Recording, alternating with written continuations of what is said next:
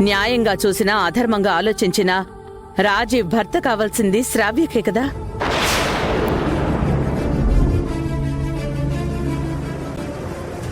సరే శారదమ్మా, అలా అనుకున్నా ఆ రాజీవ్ బాబు వినట్లేదే. శ్రావ్య వద్దు, నువ్వే కావాలని జ్యోతమ్మతో మొండిగా వాదిస్తున్నాడు.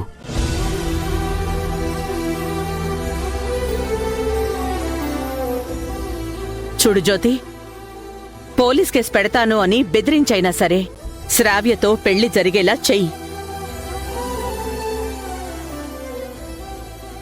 ఇంతగా ఎందుకు చెప్తున్నానంటే శ్రావ్య తాళిని జ్యోతి లాగేసుకుంది అని అందరూ అనుకుంటున్నారు.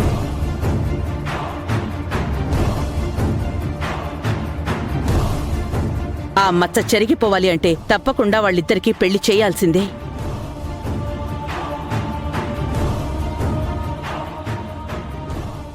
తల్లిలాంటి దాన్ని చెప్తున్నాను కాబట్టి నీ స్వార్థం కోసం ఇంకొక ఆడపిల్లకి అన్యాయం చేయకు.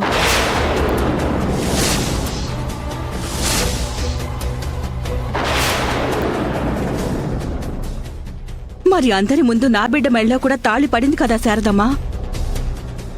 రేపు దాని భవిష్యత్తేంటి? దానికెలా న్యాయం జరుగుతుంది?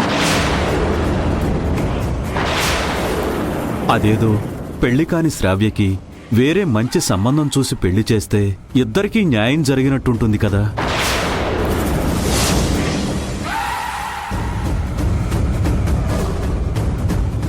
అదేదో ముందే తెలిసేసరికి శ్రావ్య రాజీవ్లకి నిశ్చితార్థం అయ్యింది.